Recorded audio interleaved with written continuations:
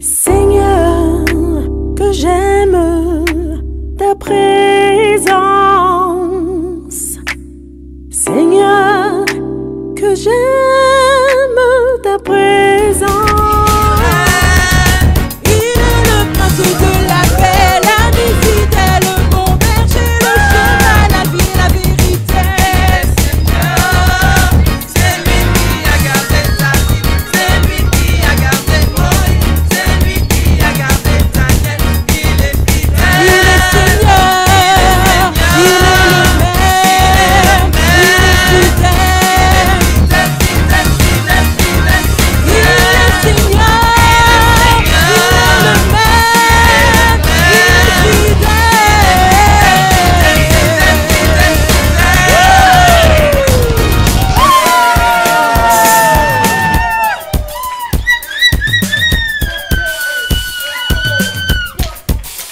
On y va.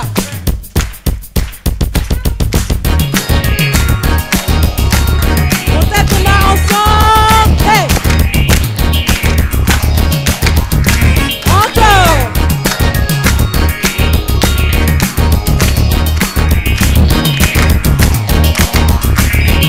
Levons nos mains Et acclamons-le.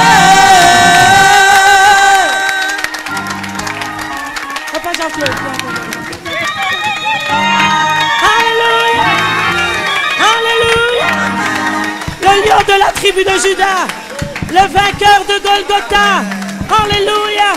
Tu peux nous conduire dans la prière pour bénir le Seigneur parce qu'il est notre joie ce matin. Gloire, gloire, gloire au Seigneur. Merci, c'est un privilège pour moi ce matin. Que nous puissions être dans la joie, que la joie puisse animer notre cœur. Alléluia. Amen. Quand nous venons dans la présence de Dieu, il n'y a pas d'autre Dieu. La Bible déclare que dans les cieux, sur la terre et sous la terre, il n'y a aucun autre Dieu par lequel nous puissions avoir le salut. Mais c'est en Jésus-Christ. Alléluia. Et ce matin, nous pouvons donner une acclamation au Seigneur, s'il vous plaît. Nous puissions donner une forte acclamation au Seigneur. Et dire merci à Jésus. Et de ton cœur, la Bible déclare que il y a un souffle de vie en Jésus-Christ. Il y a un souffle de vie en Jésus-Christ. Et ce matin, tu peux souffler en Jésus-Christ. Et de ton cœur, dis un mot gentil, en priant. Dans ton cœur, dis un mot, Seigneur. Dis-lui merci de ta présence ce matin ici. Hein, devant sa présence, devant sa grâce. Dis merci au Seigneur. Dis dans ton cœur un mot gentil, un mot agréable au Seigneur. Prions le Seigneur notre Dieu. Seigneur, nous te bénissons. Ce matin, quel moment agréable, Seigneur, que tu nous donnes. D'être dans ta présence, notre Dieu, notre Père, notre Jésus, notre excellence. Oh Seigneur, merci ce matin pour ta victoire, pour ton règne, pour ta puissance, pour ton autorité. Seigneur, merci parce que cette semaine, nous avons senti ta main nous diriger. Nous avons senti ton amour. Seigneur, la vie en chacun de nous. Seigneur, notre Dieu, nous garder éternel. Alors ce matin, quelle joie immense d'avoir un Dieu glorieux, d'avoir un Dieu vivant comme toi. Mon cœur est dans la joie, mon âme soupire après toi. Je respire grâce à toi et mon cœur, Seigneur, t'adore. Mon âme te célèbre, mon âme te glorifie parce que tu es éternel, notre Dieu. Merci, Seigneur, parce que le souffle de vie vient de toi. Seigneur, merci, ma famille, mes enfants, ma maison. Seigneur, mon frère, ma soeur, la nouvelle Jérusalem que tu gardes ce matin. Mon cœur soupire après toi. Tout te dit merci, mon âme célèbre ta loyauté. Ma vie te glorifie parce que tu es éternel. Merci ce matin, louange à toi, gloire et honneur à toi, notre Dieu, notre Père. Sois élevé, Seigneur. Oh Jésus, nous voulons te dire que nous sommes là. Nous voulons te dire que, Seigneur, tu as dit, je m'en vais préparer une table.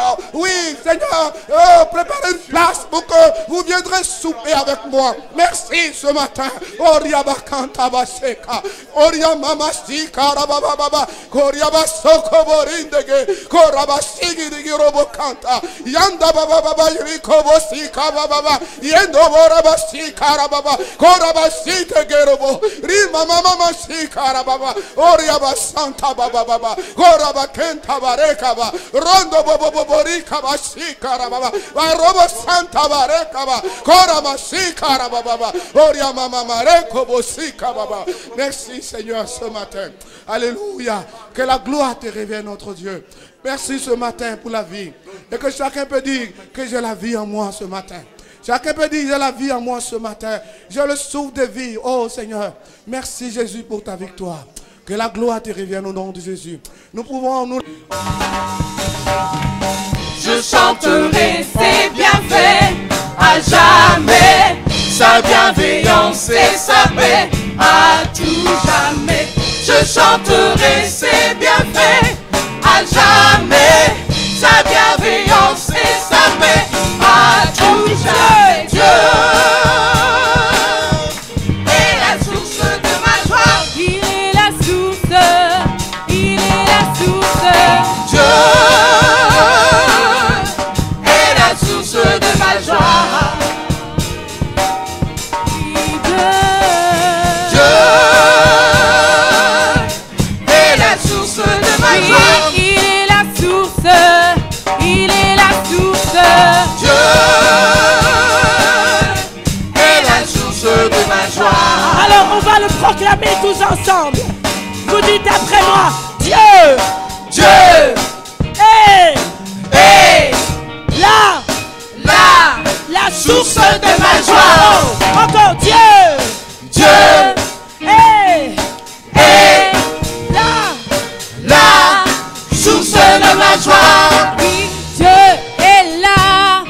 Dieu est là. Oui, Dieu est là. Dieu est là. Oui, Dieu est là. Dieu est là. Il est la source de ma joie. La source de ma joie. Oh oui Dieu Il est la source est la source de ma joie. Il est la source. Il est la source. Dieu est la source de ma joie.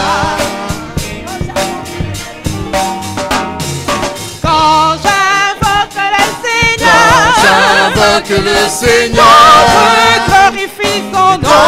Je glorifie son Il nom. me rend vainqueur de Me mes rend ennemis. vainqueur de mes ennemis. Oh il est vivant Il est vivant, béni soit mon rocher, que le Dieu de mon salut soit exalté. Il est vivant, béni soit mon rocher, que le Dieu de mon salut soit exalté. Quand j'invoque le Seigneur J'invoque le Seigneur. J'invoque le Seigneur, Je glorifie son quand nom. je glorifie son Il nom, me rend vainqueur de me mes rend ennemis. vainqueur Il me de donne la mes ennemis. victoire Encore quand j'invoque le Seigneur Quand j'invoque le Seigneur, J'invoque le Seigneur, je glorifie son nom. quand je glorifie son nom, Il me rend vainqueur de me mes rend ennemis. vainqueur de mes ennemis. Oh Jésus est vivant Il est vivant, béni soit mon rocher, que le Dieu de mon salut soit exalté. Il est vivant, béni soit mon rocher, que le Dieu de mon salut soit exalté. On va faire quelque chose ce matin. Vous allez vous déplacer, vous allez dire à quelqu'un, est-ce que tu sais que mon Jésus est vivant? Et vous allez lui dire, alors prends courage, alors tiens bon. Vous quittez vos premières places là et vous allez dire à quelqu'un, Jésus est vivant. Vous allez dire à quelqu'un, Jésus est Seigneur. Sortez un peu des rangs là-bas. Sortez un peu des rangs là-bas. Déplacez-vous un peu. Et dites à quelqu'un, Jésus est Seigneur. Oh, le Dieu que nous prions, c'est un Dieu puissant. Oh Jésus, soyez une source de bénédiction pour quelqu'un ce matin. Oh Jésus, tu es vivant. Tu es vivant, Seigneur. Tu es vivant, Jésus. Oh, roi des rois, nous t'adorons. Alléluia.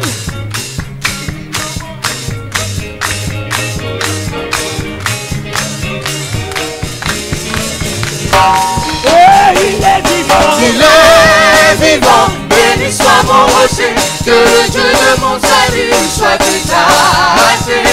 Il est vivant, béni soit mon rocher, que le Dieu de mon salut soit exalté. Encore une fois. Oh, il est vivant. Il est vivant, béni soit mon rocher, que le Dieu de mon salut soit exalté. Il est vivant, béni soit mon rocher, que le Dieu de mon salut soit exalté.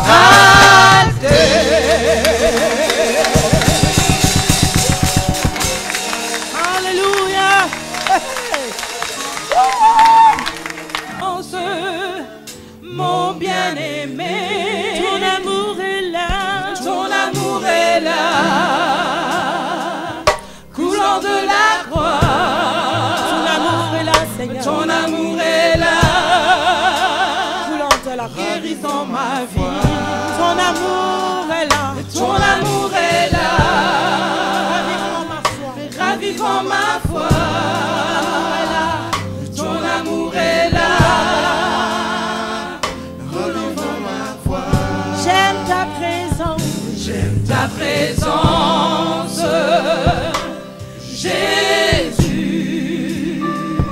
J'aime ta présence, Répandu sur terre. Ton esprit est là. Ton esprit est là. Révélant le Père. Révélant le Père. Ton esprit est là. Ton esprit est là. Saint consolateur. Saint consolateur. Ton esprit est là, Seigneur. Ton esprit est là. Libérant mon cœur. Libérant mon cœur. Libérant mon cœur. Ton esprit est là. Ton esprit est là. Ton esprit est là. Ton esprit est là. Ton esprit est là. Ton esprit est là. Ton esprit est là. Ton esprit est là. Ton esprit est là. Oui, ton esprit est là. Ton esprit est là.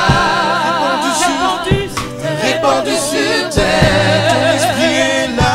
Ton esprit est là. Révélant le Père. Révélant le Père. Oui, ton esprit est là. Ton esprit est là. Saint consolateur. Saint consolateur. Oh, ton esprit est là. Ton esprit est là. Libérant mon cœur. Libérant mon cœur. J'aime ta présence. J'aime ta présence. Jésus, j'aime ta présence, mon bien-aimé. J'aime ta présence, Jésus. J'aime ta présence, mon bien-aimé.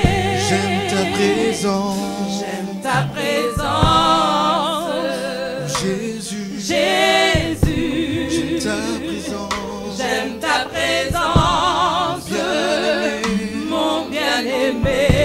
J'aime ta présence, Jésus. Je voudrais vous inviter à prendre votre Bible dans le livre de Galates. Nous lirons ensemble dans le livre de Galates au chapitre 5. Galates chapitre 5, nous lirons un verset. Galates chapitre 5, le verset 22.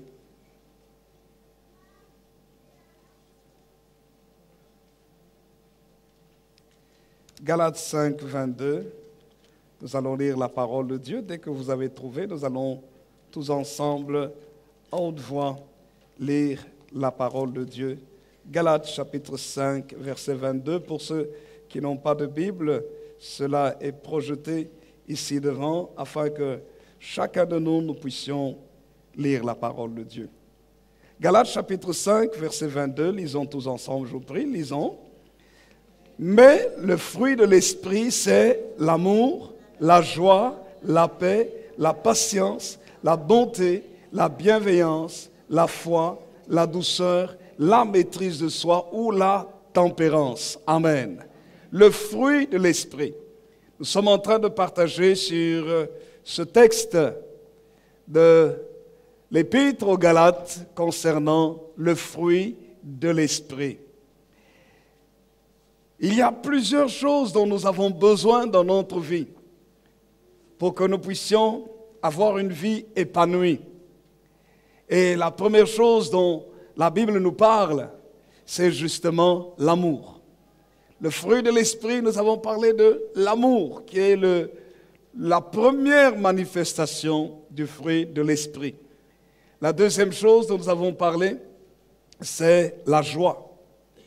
La joie qui provient d'une relation profonde avec le Seigneur Jésus.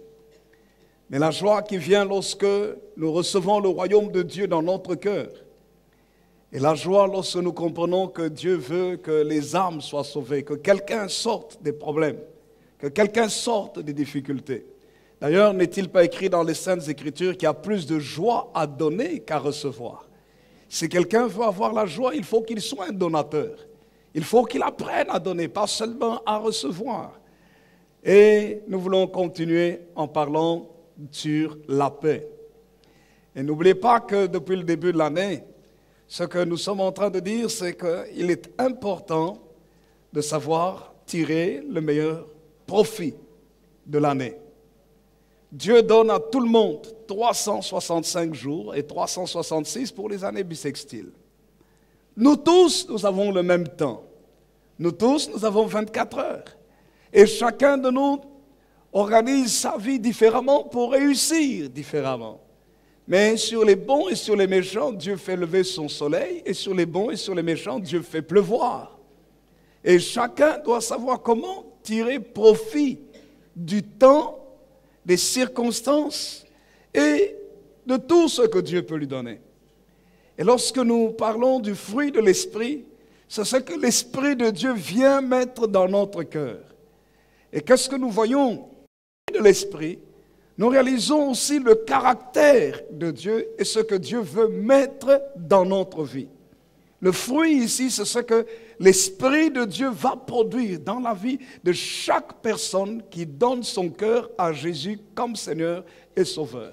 Il donne son cœur à Jésus et Jésus devient le Seigneur de sa vie. Jésus devient son Sauveur. Il y a un fruit qui se manifeste et nous avons mis cela en opposition aux œuvres de la chair. C'est quoi les œuvres de la chair? C'est tout le caractère naturel de l'homme, charnel de l'homme. Et la Bible nous dit que les œuvres de la chair sont évidentes, elles sont manifestes. Et c'est ce que nous voyons aussi dans le monde. Qu'est-ce que nous voyons comme œuvre de la chair? La Bible dit dans Galates chapitre 5, au verset 19 et 20, il est écrit, c'est la débauche, l'impureté, toutes sortes de dérèglements sexuels, pédophilie, inceste, ce sont des œuvres de la chair, pornographie et toutes sortes de perversités sexuelles, fétichisme et autres, débauche, sexualité débridée. La Bible appelle cela des œuvres de la chair. On parle de l'impureté, les dérèglements, l'idolâtrie, la magie, les rivalités, les querelles, les animosités, les jalousies, les disputes, les divisions, les sectes, l'ivrognerie, les excès de table et les choses semblables. La Bible parle de cela comme étant les œuvres de la chair. Et vous voyez, regardez comment est-ce qu'aujourd'hui les gens se disputent facilement. Les gens se jalousent facilement. Les gens se divisent facilement. Les gens ont de la haine vis-à-vis des autres facilement. Même dans une même famille, les gens se haïssent. Ce sont les œuvres de la chair. Les gens se prosternent devant des images, devant des statues. C'est l'idolâtrie. Des gens se courbent et font tout et n'importe quoi pour l'argent. L'argent est devenu comme un dieu, c'est l'idolâtrie. Des gens ont des objets et se confient en ces objets en croyant que l'objet qu'il va prendre, la médaille qu'il va prendre, c'est ça qui va lui porter chance, c'est un porte-bonheur. La Bible dit ça s'appelle de l'idolâtrie. Adorer des idoles. Et la Bible dit que derrière une idole, le problème qu'il y a, c'est qu'il y a une puissance spirituelle négative, démoniaque. Et c'est pour ça que la Bible nous dit de ne pas être des idolâtres. Parce que sans le savoir, on va être en communion avec les esprits du mal. Et les esprits du mal amènent une seule chose. Leur fruit, c'est le mal. C'est la tromperie. C'est vous conduire dans des mauvaises choses. Et c'est pour ça que vous voyez que même le taux de suicide augmente. Le taux de dépression au milieu des hommes augmente. Le taux de séparation, des divorces augmente. Le taux de meurtre augmente. Le taux de méchanceté augmente. Et les gens ne savent pas. Parce que derrière cela, il y a des puissances du mal, les esprits du mal qui injectent le mal dans le cœur de l'être humain, dans les pensées de l'être humain. Il y a des gens qui sont subitement saisis par des pulsions de meurtre. Il ne sait pas pourquoi, mais il a envie de tuer quelqu'un. Et il peut se promener dans la rue, il ne sait pas pourquoi, mais il sent qu'il doit tuer. Il doit tuer. Il sent l'odeur, il veut sentir l'odeur du sang. Et des innocents passent, ils tuent. On a eu ça ici à Liège. Quelqu'un se met à la place Saint-Lambert, il a apporté ses armes et il tire sur tout ce qui bouge. Des enfants sont morts, des jeunes gens sont morts, des adultes sont morts gratuitement et puis il se suicide lui-même. Mais pourquoi? C'est parce que derrière, il y a des puissances du mal qui injectent l'esprit du mal. L'esprit n'est pas palpable, c'est quelque chose qui est immatériel, mais ça se manifeste. C'est comme l'amour, on ne peut pas palper l'amour. L'amour est spirituel, mais l'amour se manifeste par des... Clairement que ceux qui commettent de telles choses, Galates chapitre 5, verset 21, nous dit, n'hériteront pas le royaume de Dieu. C'est le paradis. C'est là où se trouve la paix de Dieu. C'est là où se trouve tout ce qui est extraordinaire. Tout ce que chaque être humain a toujours désiré. Ce que j'aime dans la Bible, c'est que la Bible nous répond à toutes les questions essentielles, les questions existentielles de l'être humain. Pourquoi sommes-nous là? Que faisons-nous sur la terre? D'où venons-nous? Et où allons-nous? La Bible nous répond. Alors, quand vous avez ça, vous comprenez que Dieu nous aime. Ça, c'est la première chose. Et quand vous comprenez pourquoi vous êtes sur la terre, vous avez la joie dans votre cœur. Vous êtes heureux. Et quand vous comprenez le programme de Dieu pour votre vie, vous êtes en paix, vous êtes tranquille. Et le fruit de l'esprit, c'est la paix. Et je voudrais vous parler de la paix. La paix. Dites à votre voisin, on va nous parler de la paix aujourd'hui. Je voudrais vous parler de la paix. Qu'est-ce que la paix? Il y a plusieurs définitions concernant la paix. On peut dire je suis en paix parce que je me sens calme, je me sens tranquille, c'est vrai. Et je voudrais juste prendre un peu quelques définitions du dictionnaire. 5 petits points. Et la paix, c'est quoi? C'est une situation d'un pays qui n'est pas en guerre. C'est une définition de la paix.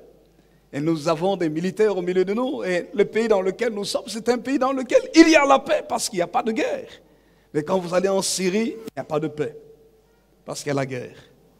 Quand vous allez en Ukraine actuellement, il n'y a pas la paix parce qu'il y a des soulèvements internes. Il y a des morts, les manifestants s'opposent contre ce que le gouvernement peut faire. Il n'y a pas la paix. C'est la situation d'un pays qui n'est pas en guerre, la paix. Deuxièmement, la paix, c'est la cessation des hostilités, des rivalités qu'on avait, des luttes qu'on avait, on cesse. Donc on entre dans la paix. C'est un traité mettant fin à l'état de guerre. On va signer un traité en disant, on était dans la guerre, mais maintenant on met fin à la guerre. Stop. On signe le traité de paix. Comme lorsque cela a été fait, lorsque l'Allemagne a capitulé. Et aujourd'hui, cette année, on célèbre les 100 ans de cette fameuse guerre 14-18, le début de la guerre, première guerre mondiale, 14. On célèbre les 100 ans. Et vous savez que c'est important de revoir l'histoire. Hein? Beaucoup d'Africains ne savent pas que l'Afrique était impliquée ici en Europe dans les guerres mondiales. Il y a plein de Noirs qui sont morts ici, qui ont versé le sang en Europe.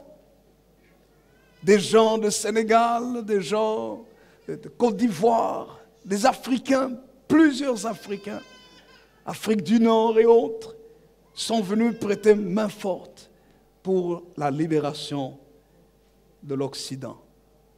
Mais souvent on les oublie dans la mémoire, et même beaucoup de Noirs et d'Africains sont ignorants de cela. Mais c'est la réalité. En Allemagne, on a tué, les Allemands ont tué beaucoup d'Africains, ont massacré les Africains, des Noirs. Mais le traité de paix, c'est mettre fin à l'état de guerre. Parfois, on peut être entre soi en guerre aussi. Mais on dit non, non, nous décidons de faire la paix. Je me rappelle quand on est enfant, les enfants se disputent, ils ne se parlent pas. Et puis ils disent, bon, nous allons faire la paix.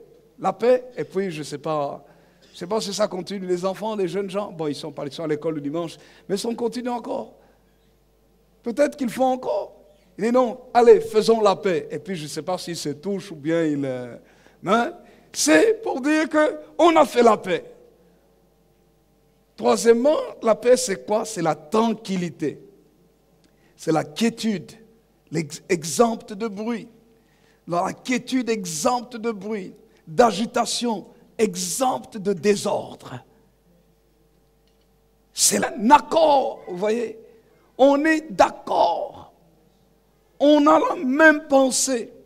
Ou du moins, on se met d'accord sur une même chose, la paix. Et cinquièmement, la paix, c'est la tranquillité, la sérénité d'esprit. C'est l'intérieur. On se sent bien. On est calme. On n'a pas de stress. On n'a pas d'agitation, d'inquiétude. On est tranquille dans son être le plus profond. Et c'est la volonté de Dieu que nous ayons la paix. Dieu veut que nous ayons la paix à tout âge. Dieu veut que nous ayons la paix dans nos maisons. Dieu veut que nous ayons la paix dans nos relations. Dieu veut que nous ayons la paix dans l'Église. Dieu veut que nous ayons la paix en dehors de l'Église. Mais nous savons que la réalité n'est pas toujours ce que Dieu voudrait. Mais je bénis le Seigneur, vous savez pourquoi? Parce que Dieu voit toutes les guerres qu'il y a sur la terre. Dieu voit toutes les tristesses, les agitations qu'il y a sur la terre. Dieu voit tout ça. Et vous savez ce qu'il est écrit dans la Bible? Qu'un jour Dieu lui-même viendra arrêter toutes ces luttes, ces guerres, toutes ces choses compliquées qui sont en train de se faire sur la terre. Et avant de détruire cette terre, parce que la Bible dit, noir sur blanc, que cette terre sera détruite. Vous savez pourquoi elle doit être détruite? Elle est trop sale. Trop de sang a été versé sur cette terre. Le sang des bébés qui sont avortés tous les jours. Le sang d'innocents qu'on tue pour les intérêts d'autres personnes. Le sang de tous les innocents qui sont morts dans les génocides. Le sang de tous ceux qu'on a tués en douce par des détraqués mentaux. Ou simplement par des tueurs, tout simplement. Pour des intérêts économiques. Pour des intérêts personnels. Pour l'organisation géopolitique et autres. Le sang a été versé. Des bombes sont déposées quelque part et explosent tous les jours et tuent des gens, des innocents. Le sang ne monte pas au ciel, hein. Le sang coule sur la terre. Cette terre est imbibée de sang. Le sang des bons et le sang des méchants.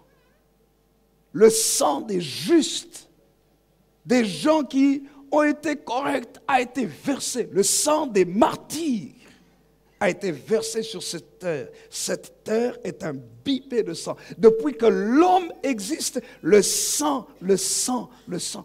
Pensez un peu, combien de litres de sang ont été versés sur cette terre? Des milliards et des milliards et des milliards de litres de sang ont coulé sur cette terre. À cause de quoi?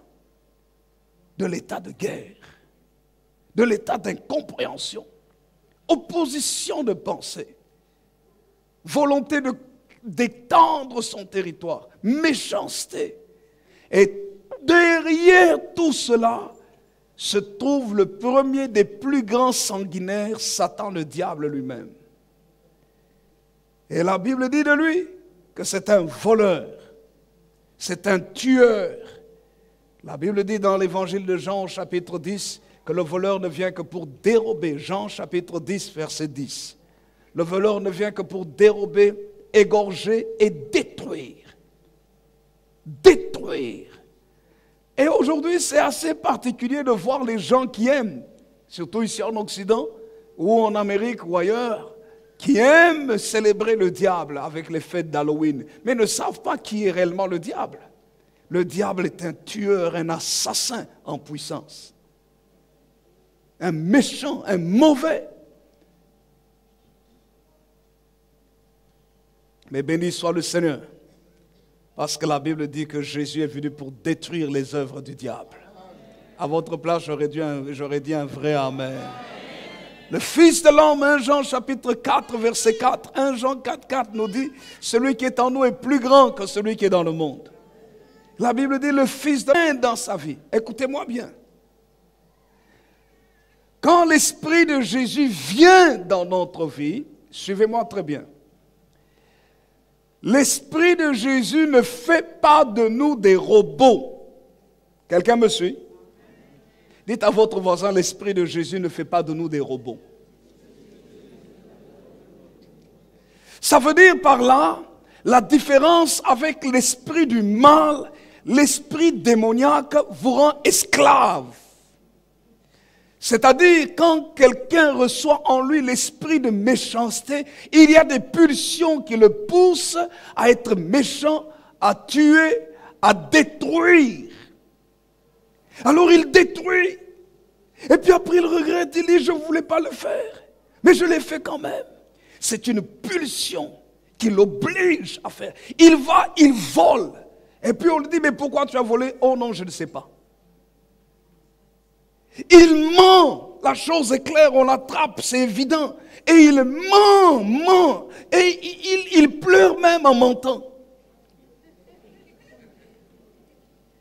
Il ment. Et vous l'avez bien vu, il ment. Mais il y a quelque chose de plus fort que lui. Jean chapitre 8, verset 44 nous dit, vous avez pour père le diable. C'est le père du mensonge. Et lorsqu'il ment, il parle de son propre fond parce qu'il ne se tient pas dans la vérité. Il y a des gens qui ne se rendent pas compte. Quand ils mentent, là, ils sont possédés par un esprit de mensonge. Et il dit, je ne voulais pas mentir, mais j'ai senti que je devais mentir quand même. Tu as besoin d'être libéré par Jésus. Parce que quand Jésus vient dans notre vie, il nous libère. C'est la liberté. L'esprit du diable possède. C'est comme ça qu'il y a des gens qui s'automutilent. J'ai déjà été dans les hôpitaux, vous allez voir comment des gens se font du mal. Ils veulent détruire leur corps. On est obligé de leur donner des médicaments pour affaiblir cette volonté, pour affaiblir leurs actions. On est obligé de les enfermer, de leur mettre des camisoles de force pour qu'ils ne s'auto-détruisent pas. Pourquoi? Parce qu'ils sont saisis par un esprit du mal. Les psychiatres vont vous donner toutes sortes de noms.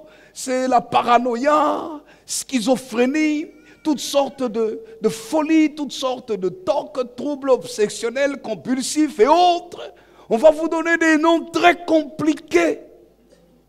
Mais nous savons que derrière ces noms très compliqués, il y a des puissances aussi très compliquées qui peuvent se traiter spirituellement. Une maladie spirituelle ne peut se traiter que par des médicaments spirituels. Et le médicament spirituel, c'est la parole de Dieu. C'est le sang de Jésus. C'est comme ça que nous avons prié pour des gens qui ont été libérés. Et leur vie a été transformée. Et nous bénissons le Seigneur. Quand le Saint-Esprit vient dans notre vie, écoutez, l'Esprit de Dieu vient dans notre vie, suivez-moi très bien. Quand le Saint-Esprit vient en nous, nous sommes libres. Vous entendez? La différence avec l'esprit du diable, c'est quoi? Vous êtes obligé. Vous devez vous prosterner. Vous devez mentir. Vous devez faire du mal. Vous devez. Vous sentez que vous êtes obligé. Mais quand l'Esprit de Dieu vient en toi, tu es libre. Écoutez-moi bien. De faire le bien ou pas. Tu n'es pas obligé. Il y a des gens qui prient et qui disent, et quand ils font le mal, ils disent, mais pourquoi Dieu ne m'a pas empêché de faire le mal? Ils disent ça. Mais Dieu ne peut pas t'obliger à ne pas faire le mal parce qu'il se contredirait lui-même. C'est un Dieu de liberté. Il dit, je mets devant toi la vie et la mort. Mais il te conseille. Il dit, choisis la vie afin que tu vives et que tu sois heureux. Que tu vives toi et tes enfants, toi et ta postérité. Donc Dieu te met devant un choix et c'est toi qui prends la décision. Ce n'est pas Dieu. Vous savez, il y a des gens qui disent, oui, mais pourquoi Dieu ne me fait pas? Dans l'avion, Bruce Almighty, il est passé il y a quelque temps ici en français, cette semaine ou la semaine dernière, Bruce Tout-Puissant. Le problème en français, je l'ai regardé en anglais, alors j'étais tellement heureux quand je regardais ce film en anglais, dans l'avion, et puis j'ai acheté le DVD et j'ai voulu le regarder en français, et la traduction était tellement vulgaire, il y avait tellement de gros mots en français. J'ai dit, mais ce n'est pas ce que j'ai entendu en anglais. Alors j'étais triste. Bon, la version originale est meilleure. Mais l'histoire, le fond de l'histoire est vraiment bonne. Le fond est bon.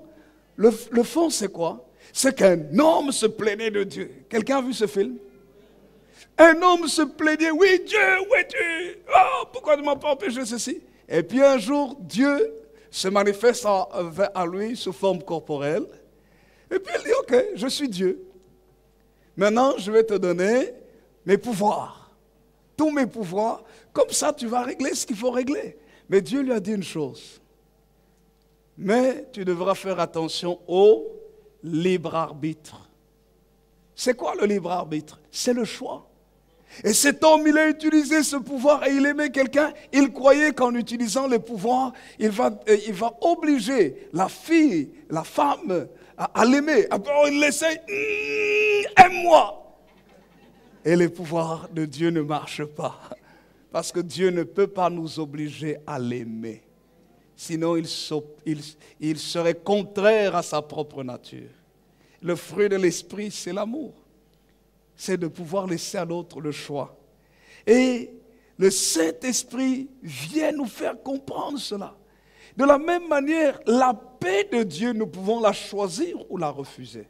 Ça dépend de nous. Quand nous parlons du fruit de l'Esprit, il faut comprendre premièrement d'où vient cette paix. La première chose que nous disons, c'est que le Saint-Esprit amène dans notre cœur la paix avec Dieu. Je répète, premièrement, le Saint-Esprit amène dans notre cœur la paix avec Dieu. Vous me suivez?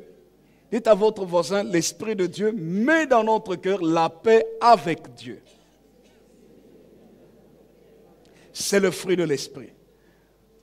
Alors, lorsque nous revenons à notre définition de la paix, nous avons dit que ça signifie, selon le dictionnaire, c'est l'état ou la situation d'un pays qui n'est pas en guerre. Ou en d'autres termes, c'est la cessation d'hostilité. C'est en d'autres termes faire un accord. Si on parle d'hostilité, ce qu'il y a, on est en désaccord, on est des ennemis. Et si on parle de la guerre, c'est qu'il y a un combat. Est-ce que vous n'avez pas réalisé que sur cette terre ici, des hommes sont en guerre contre Dieu? Il y a beaucoup de gens qui sont en colère contre Dieu. Dieu, tu n'as pas fait ceci. Si tu étais là, pourquoi ces enfants sont en train de mourir? Oui, Dieu, si tu étais là, pourquoi la famine en Éthiopie? Pourquoi le tsunami? Mais ils oublient, ils sont en train de parler des enfants qui sont morts en Éthiopie, mais tous les jours dans les hôpitaux de leur pays, ils sont en train de tuer des enfants par des avortements. Mais ils s'inquiètent des enfants qui sont au loin. Fausse justice, fausse compassion. C'est la confusion dans l'esprit. Oui, Dieu, si tu étais là, pourquoi la famine là-bas dans tel pays? Et dans leur propre pays, ils sont en train tous les jours de jeter des tonnes et des tonnes de nourriture dans la poubelle. C'est la confusion. Qui amène la confusion? Satan, le diable. Aime que l'esprit de l'homme soit confus, que les choses ne soient pas claires. Faux jugement.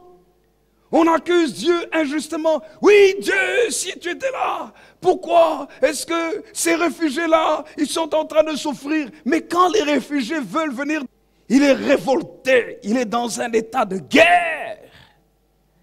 Mais si tu es en guerre contre Dieu, écoute-moi bien, sache très bien que si tu es en guerre contre Dieu, Dieu aussi est en guerre contre toi. Vous savez que le monde nous dépeint toujours Dieu. Les gens croient que, ouais, Dieu est un Dieu calme, un Dieu bon, un Dieu bonasse. Vous voyez, c'est un peu comme le Saint-Nicolas sur lequel on vient, les enfants s'asseyent, on tire la barbe, on dit, oui, Dieu, il n'est pas ce Dieu-là. La Bible ne nous décrit pas ce Dieu-là. Il est plein d'amour. Vous savez, moi, j'aime mes enfants. Je suis plein d'amour pour mes enfants. Mais quand mes enfants étaient tout petits, quand ils faisaient des bêtises et qu'ils n'écoutaient pas, je tirais l'oreille. Hein, en les aimant, je t'aime. Et l'enfant pleure. Oui, ma fille, oui, mon fils, je t'aime. C'est parce que si je ne fais pas ça, je ne vais pas t'aider. Tu vas continuer à faire n'importe quoi. Et quand l'enfant fait n'importe quoi, on lui dit arrête, arrête, arrête, arrête. Il n'écoute pas, arrête, il fait le gros dos. Je le prends, même en tant que pasteur, écoutez-moi bien. J'ai donné une fessée. Oui. Et je n'ai pas peur de dire que j'ai donné la fessée à mes enfants quand ils étaient petits. Vous croyez qu'ils sont morts? Ça les a aidés.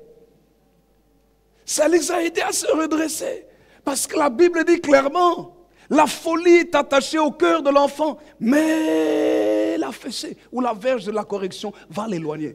Quel était le but? C'était de punir? Non, c'était d'éloigner la folie. C'est pour ça que, même avec ma Bible en tant que pasteur, oui, j'ai donné une fessée à mes enfants. Calmement, bien. Vous croyez que je suis parti devant Dieu en disant, Seigneur, pardonne-moi d'avoir donné une fessée? Rien du tout. Dieu était même d'accord avec moi. Vous comprenez, hein? Parce que certains se posent la question, mais si je suis chrétien, est-ce que je peux donner une fessée ou pas? L'enfant saute sur les chaises, il dit, descends. Les voisins, les visiteurs arrivent à la maison et on parle à l'enfant, descends, non? Descends. Et il n'obéit pas. Et il vous fait honte. Et puis vous vous dites, non, nous sommes chrétiens. Mais cet enfant-là, en grandissant, mais il va faire des dégâts, il ne va rien respecter dans la société. Un mur qui ne lui appartient pas, quelqu'un a construit le mur, et lui il vient, il prend la peinture, il peint sur le mur d'autrui, et il est heureux. Il fait des graffitis sur le mur, il dégrade les choses d'autrui, quelqu'un met de la publicité quelque part, lui il vient, il prend des pierres, il casse les verres. On dit non, c'est la société. Quelle société? Une bonne fessée, ça va enlever tout ça. Ça va amener la paix. Vous savez, frères et sœurs, notre Dieu, il faut comprendre que dans le caractère de Dieu, Dieu est un Dieu d'amour et l'amour, quelque part, exige la correction. Tu ne peux pas dire que tu aimes quelqu'un si tu le laisses faire n'importe quoi. L'amour exige la correction. Et la paix avec Dieu, c'est lorsque nous comprenons, le Saint-Esprit vient nous faire comprendre qu'à cause de nos péchés, Dieu était en colère contre nous. Et que si nous avons eu toutes sortes de problèmes, ce n'est pas parce que Dieu ne nous aimait pas. Mais tous ces problèmes-là étaient des corrections de Dieu pour qu'un jour notre esprit se ressaisisse et que nous puissions dire, oh Seigneur, pardonne-moi. Je réalise que j'ai mal fait. Dieu, quand vous le lisez dans la Bible, ça a aussi été un Dieu guerrier. Il s'appelle l'Éternel des armées, il y avait Sabaoth. Ça veut dire qu'il va aussi en guerre. En guerre contre quoi? Contre le mal. Parce que c'est un bon Dieu, un Dieu bon. Il va en guerre contre le mal. Dites à votre voisin, Dieu va en guerre contre le mal. Alléluia. Il va en guerre contre le mal. Même dans ta propre vie, Dieu va aller en guerre contre le mal dans ta vie. Dites à votre voisin, Dieu va aller en guerre contre le mal dans ta propre vie. Donc, si tu fais le mal, ça veut dire que tu regardes ce que Dieu fait. Et vous allez comprendre comment Dieu est un Dieu d'amour, plein d'amour. Romains chapitre 5, le verset 1er. Il est écrit ceci. Étant donc justifiés par la foi, nous avons la paix avec Dieu par notre Seigneur Jésus-Christ. Quelqu'un dit Amen. Étant donc justifiés par la foi, nous avons quoi ça? La paix avec Dieu, n'est-ce pas? Mais comment avons-nous cette paix avec Dieu? Romains 5, verset 8 et le verset 9. Qu'est-il écrit? Lisons ensemble Romains chapitre 5, verset 8 et 9. Lisons. Mais Dieu prouve son amour envers nous en ce que lorsque nous étions encore des pécheurs, Christ est mort pour nous. Alléluia. Verset 9, lisons à haute voix, c'est projeté ici devant. 1, 2, 3. À plus forte raison donc, maintenant que nous sommes justifiés par son sang, serons-nous sauvés par lui de la colère. Mais quelle colère? Mais c'est la colère de Dieu. Regardez ce qu'il est écrit. Verset 10. Regardez, lisons ensemble verset 10. 1, 2, 3. Car si, lorsque nous étions ennemis, stop, nous étions ennemis de qui? Mais de Dieu. Donc si nous étions ennemis de Dieu, mais par quoi? À cause de quoi étions-nous ennemis de Dieu? J'aimerais vous dire que chaque homme est ennemi de Dieu quand il fait le mal. Le mal, c'est quoi? Le mal, ce n'est pas seulement tuer quelqu'un. Le mal, c'est quand tu t'énerves contre quelqu'un. Tu parles mal sur la vie de quelqu'un. C'est quand tu critiques quelqu'un. Quand tu inventes des mensonges sur quelqu'un. Quand tu calomnies quelqu'un, c'est le mal. Quand tu trompes quelqu'un, c'est le mal. Quand tu voles quelqu'un, c'est le mal. Quand dans ton cœur, même si tu souris, mais dans ton cœur, tu as des mauvaises pensées sur quelqu'un, des pensées destructrices, des pensées, je ne sais pas, n'importe lesquelles, c'est le mal. Donc, à cause de ça, tu es ennemi, ennemi de Dieu. Mais continuons la lecture. Recommençons. Car c'est lorsque nous étions ennemis, nous avons été réconciliés.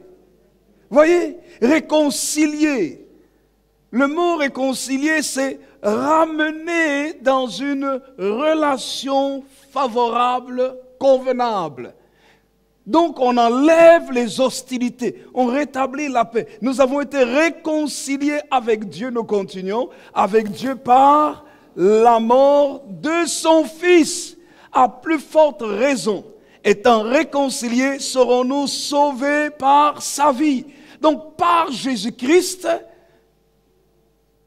à cause de la mort de Jésus sur la croix, Dieu efface l'inimitié qu'il y avait entre nous.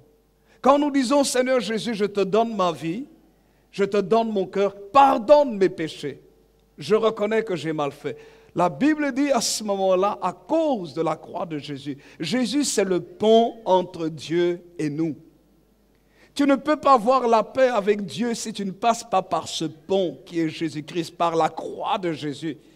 Parce qu'à la croix de Jésus, vous savez ce qui s'est passé?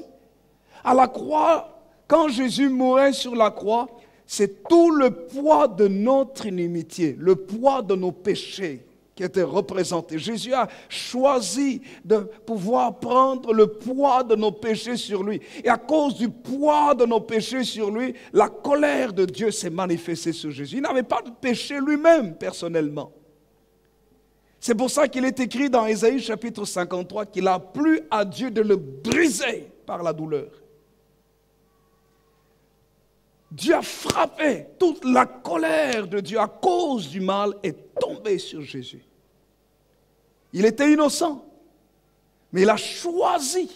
Il n'avait jamais péché contre le Père, mais il a choisi d'être le sacrifice suprême.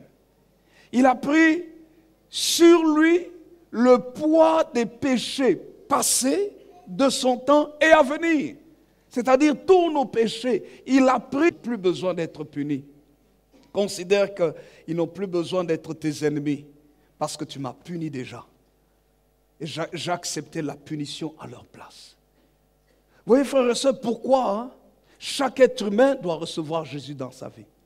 Parce que faites l'étude des philosophies et des religions. Nulle part, quelqu'un a pris le poids de la colère des êtres humains.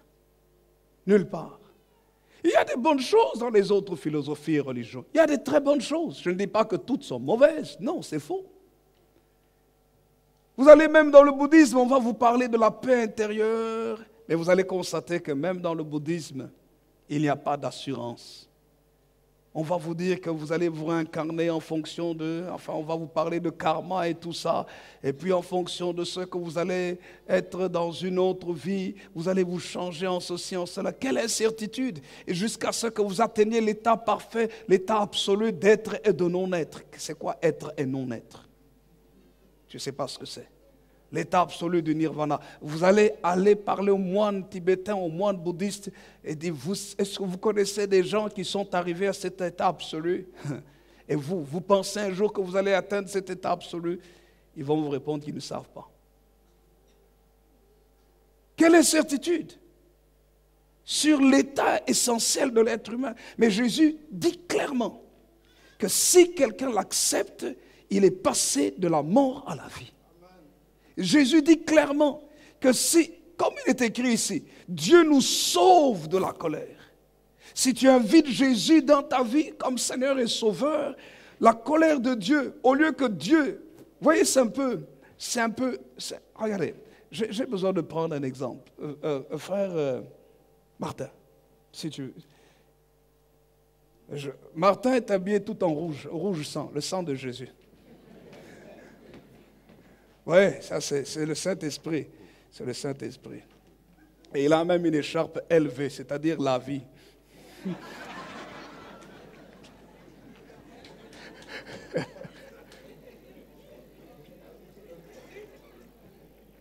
Alléluia. J'ai besoin de frère... oui, Charles. Supposons que Charles, c'est Dieu. Non, supposons, c'est juste pour que nous puissions comprendre. Voilà, regardez. Il a plu à Dieu de le frapper. Et le sang de Jésus a été versé. Jésus est tout rouge de sang. Mais c'est à cause de la colère des hommes.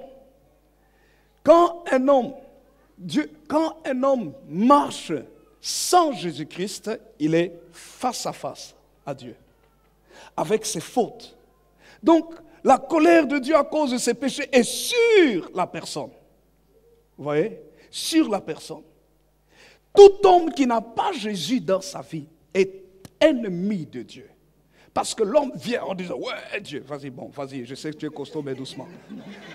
Voilà. Vous voyez ce qui se passe? C'est ça. Ennemi de Dieu, ouais Dieu, qu'est-ce que tu crois? Je fais ce que je veux. N'est-ce pas? C'est ce que l'homme dit. Ouais, je me lève quand je veux, je fais ce que je veux dans ma vie. Mais Dieu, vous croyez que Dieu se laisse faire? Mais Dieu est plus costaud que l'homme, hein? N'est-ce pas? Dieu est plus costaud que l'homme, comme il est là, il est plus costaud que moi. N'est-ce pas? Dieu est beaucoup plus costaud que l'homme. Beaucoup plus fort. Mais l'homme, petit microbe dans l'univers. Ouais, moi je n'ai pas peur de Dieu. Quand je serai devant lui, je lui dirai, Dieu, vous avez déjà vu un petit microbe qui peut se lever là et dire, qui me parle à moi, microbe. Et il essaie, mais j'entends même pas sa voix. Microbe. Il peut crier de toutes ses forces. Vous voyez, mais Dieu est tellement bon dans sa grandeur, dans son immensité. Dieu s'est fait homme en Jésus-Christ pour venir comprendre l'homme, pour s'identifier à l'homme.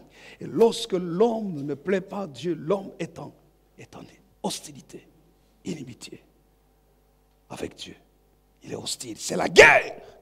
Mais dans cette guerre-là, qui est vainqueur? C'est Dieu. Un jour, il prendra tous les hommes qui sont en guerre contre lui, il va les mettre dans le feu de l'enfer, pour toujours. Mais maintenant, quand quelqu'un donne sa vie à Jésus. La colère de Dieu contre le péché s'est déversée sur le salut. Nous venons au travers du sang de Jésus. Alléluia. Nous pouvons acclamer le Seigneur Jésus. Le sang de Jésus. Nous avons la vie de Jésus. Nous pouvons nous approcher du Père par Jésus-Christ. Nous avons la paix avec le Père par Jésus-Christ. Quand je viens devant le Père, je ne viens pas de moi-même, je viens par Jésus-Christ. Si même j'ai commis une faute, je dis, je me suis détourné du chemin de Jésus. C'est ça le péché. On se détourne du chemin de Jésus. Je reviens vite, je dis, oh Seigneur Jésus, pardonne-moi. Et je reviens sur ce chemin. Et quand je reviens sur ce chemin, je suis toujours en paix avec le Père. Amen. Merci. Que le Seigneur vous bénisse. Merci. Et c'est ce que le Saint-Esprit fait. Il nous justifie. Nous sommes déclarés non coupables à cause de Jésus. Non. Quand il va se promener, ne l'appelez pas Jésus. Il s'appelle Martin. Martin. Alléluia. Béni soit le Seigneur. Amen. Nous avons la paix avec Dieu. Voyez, frères et sœurs, comment la paix avec Dieu est quelque chose de capital. Quelle grâce! Et c'est la raison pour laquelle nous n'avons pas le choix, si nous avons l'amour dans notre cœur, que de parler de Jésus aux autres qui ne connaissent pas le Seigneur Jésus. Parce que tout homme est révolté dans son cœur. Et c'est la deuxième chose. La deuxième chose, c'est que qu'est-ce que le Saint-Esprit vient faire dans notre vie? Écoutez-moi bien, il vient mettre la paix avec nous-mêmes. Deuxièmement, le Saint-Esprit vient mettre la paix avec nous-mêmes. Pourquoi la paix avec nous-mêmes? Chaque être humain sait quand ça ne va pas en lui. Chacun de nous, nous le savons. Quand tu te mets en colère, tu n'es pas dans la paix. Quand tu es triste, tu n'es pas dans la paix. Quand tu es angoissé, tu n'es pas dans la paix. Quand tu as des soucis, tu n'es pas dans la paix. Quand tu es découragé, tu n'es pas dans la paix. Quand tu es stressé, beaucoup de choses viennent dans ta pensée, beaucoup. Tu n'es pas en paix, tu ne te sens pas bien.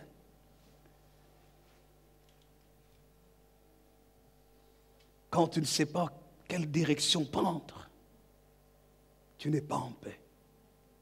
Mais le Saint-Esprit vient mettre en nous, dans notre être intérieur, la paix. Le psaume 42, le verset 12. Psaume 42, verset 12. Qu'est-il écrit? J'aimerais que nous puissions lire cela. Et vous allez voir ici, c'est le fils de... Verset 12. Psaume 42, verset 12. Voici ce qu'il est écrit. Lisons cela ensemble. Psaume chapitre 42, le verset 12. Qu'est-il écrit? Il est écrit ceci, nous lisons en haute voix ensemble. Ce n'est pas ce qui est projeté là, c'est le verset 12. Ça c'est 1. Verset 12. Psaume 42, verset 12. Lisons ensemble à haute voix. Lisons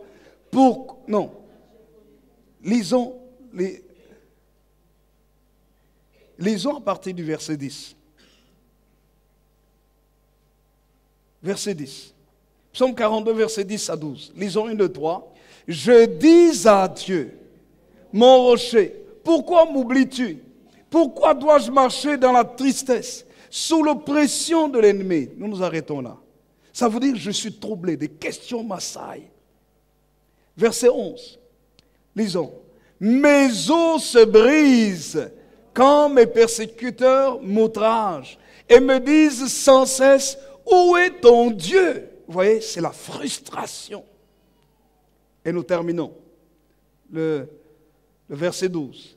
Qu'est-il écrit? Il est écrit, pourquoi t'as battu mon âme et gémis-tu au-dedans de moi? Fais quoi? Espère en Dieu, car je le louerai encore. Il est mon salut et mon Dieu. Vous voyez? Ça, c'est formidable. Quand tout s'agite en toi, tu es stressé. Et les hommes appellent aujourd'hui dans le travail ce qu'on appelle le burn-out. Espère en Dieu. Pourquoi? Parce qu'en Dieu, il y a une solution. Oui, mais je n'arrive pas à faire ceci. Dieu dit, ne t'en fais pas. Est-ce que c'est parce que tu t'inquiètes que tu peux rallonger ta vie? Non. Je vais te donner l'intelligence. Je vais t'aider. Je vais mettre des bonnes personnes sur ton chemin. Alors quand tu sens ça, la paix vient dans ton cœur. L'Esprit de Dieu va te dire, écoute, il y a des conditions pour la paix. Et j'aimerais terminer par ces conditions. Troisièmement, comment avoir la paix? Quelles sont les conditions pour avoir cette paix? Je vais vous parler juste de 4 conditions. Il y a plusieurs. Hein? La première condition, il faut bien penser ou avoir de bonnes pensées. Écoutez-moi bien. Quand vous lisez dans 1 Corinthiens au chapitre 2, vous allez réaliser que le Saint-Esprit est associé avec la pensée de Jésus-Christ. 1 Corinthiens chapitre 2, vous pourrez lire simplement cela au verset 16. Il est écrit, quand vous lisez à partir du verset 9, on nous parle de l'Esprit de Dieu. Dieu nous a révélé les choses par son Esprit. Donc l'Esprit de Dieu son tout. Et puis on nous dit au verset 12, nous avons reçu l'Esprit qui vient de Dieu.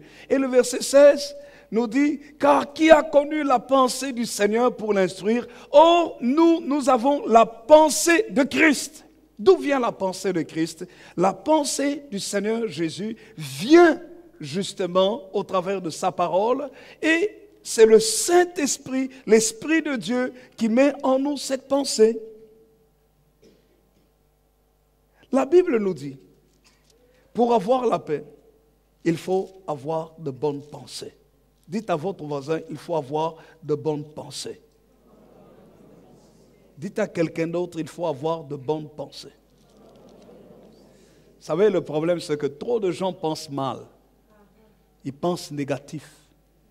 Ils voient quelqu'un et ils disent certainement celui-là. C'est comme si le monde a conditionné les hommes à mal penser. Quand tu penses mal, tu n'auras pas la paix dans ton cœur.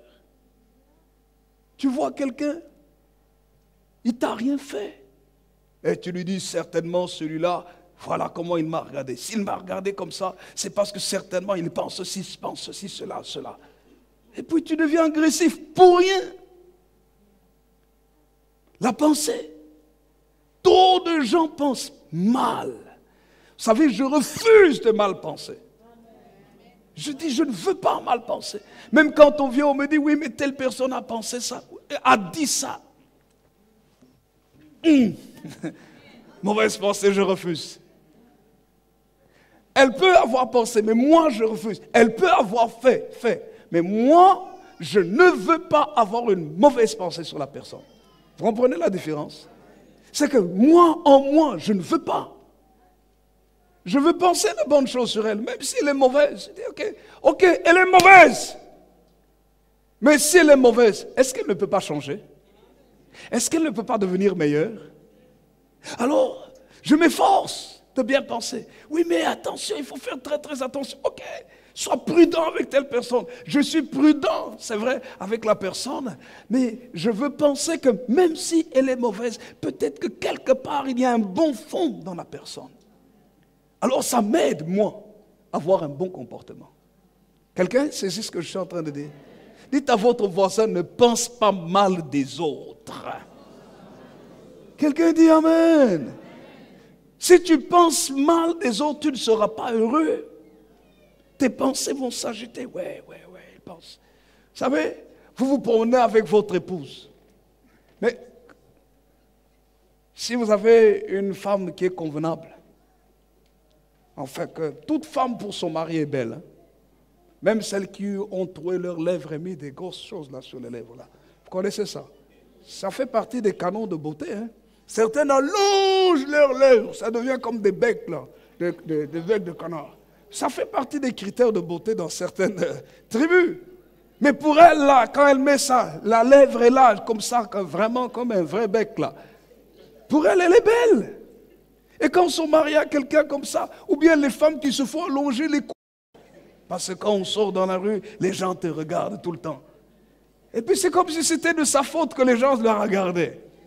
Ce n'est pas de sa faute si les gens la regardent, c'est sa nature. Alors quand tu marches, sois fier, tu dis, oh, je suis béni. Seigneur, merci pour la femme que j'ai. Quelqu'un regarde ton épouse, tu regardes si la personne, oh, ça va. Vous savez ce que les gens font en général? Quand quelqu'un commence à regarder sa femme, lui aussi se retourne et regarde.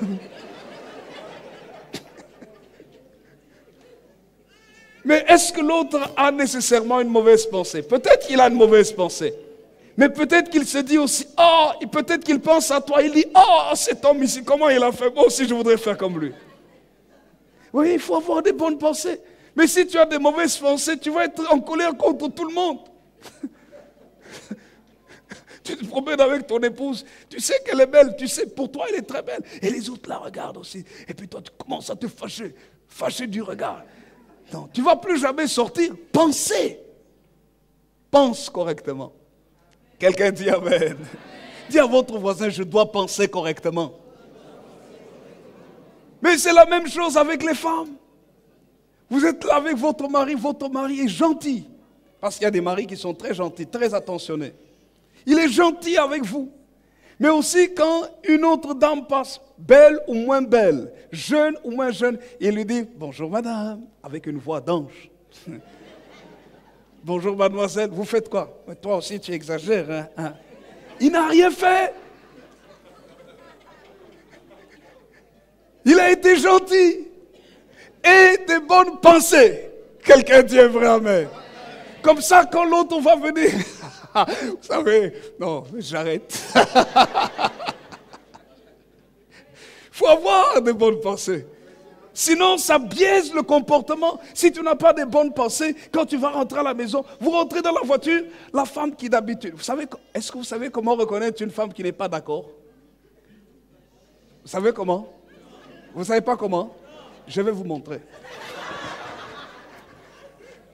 Quand une femme est d'accord avec vous, hein, regardez, maman, tu peux t'asseoir un peu? Regardez. Non, mets-toi ici, comme ça, on va bien te voir. Quand une femme est d'accord avec vous dans la voiture, assieds-toi ici, mets tes jambes par ici. Voilà, elle se tourne comme ça. Toujours, faites attention à ses jambes.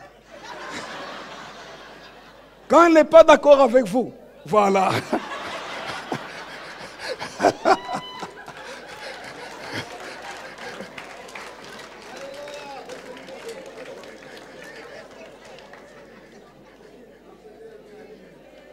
Alléluia.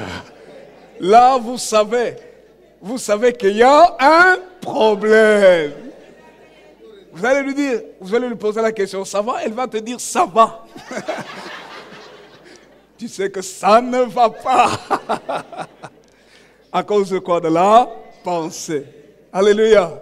Il faut avoir de bonnes pensées. Deuxièmement, la vie de prière doit être conséquente.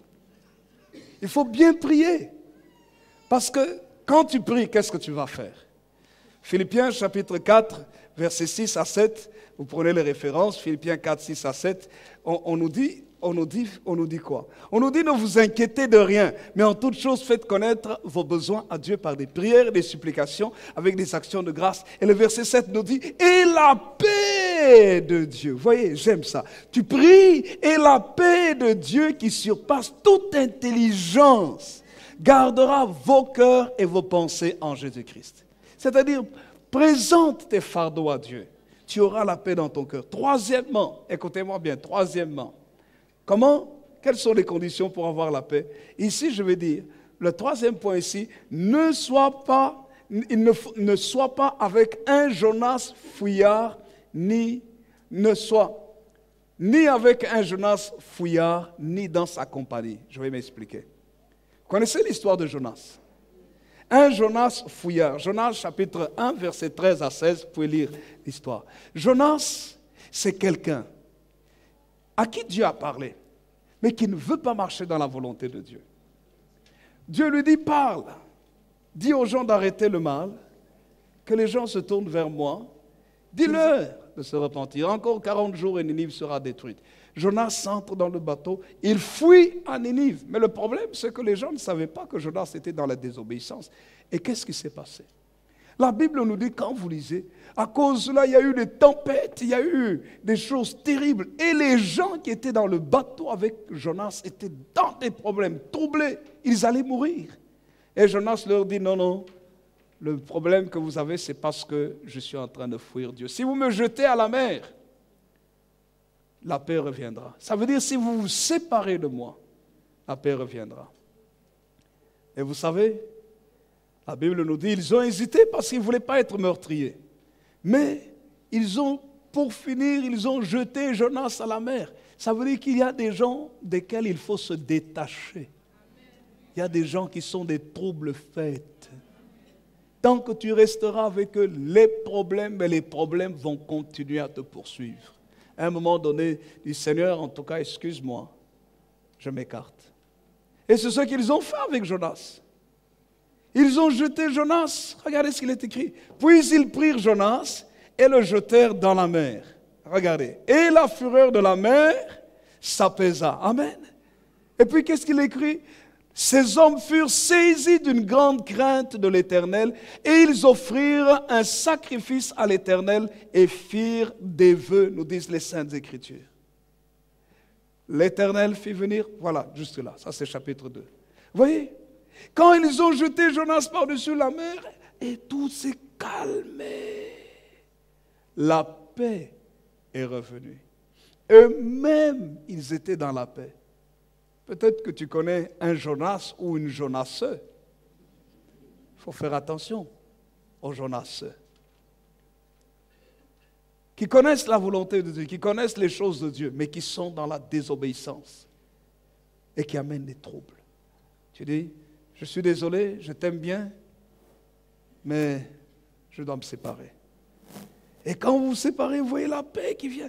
C'est faire attention à ces compagnies, masculines comme féminines. Il faut faire attention à qui vous fréquentez. Et je termine par le dernier point. Comment avoir la paix? Il faut marcher avec Jésus.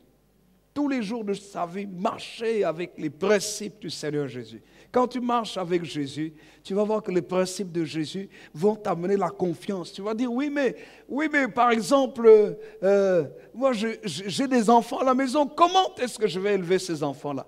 Mais Jésus te donne les principes de l'éducation. Jésus va te conduire aussi en te disant, écoute, c'est vrai que tu es tout seul ou tu es toute seule, voici dans ma famille, dans mon église, ou bien il y a telle personne qui peut être un intermédiaire, qui peut aider tes enfants. Tu peux avoir la paix dans ton cœur. Oui, mais j'ai des problèmes pour payer mon loyer, comment je vais faire? Mais le Seigneur Jésus va te dire d'abord, mais tu as tes problèmes là, parce que tu es un grand dépensier.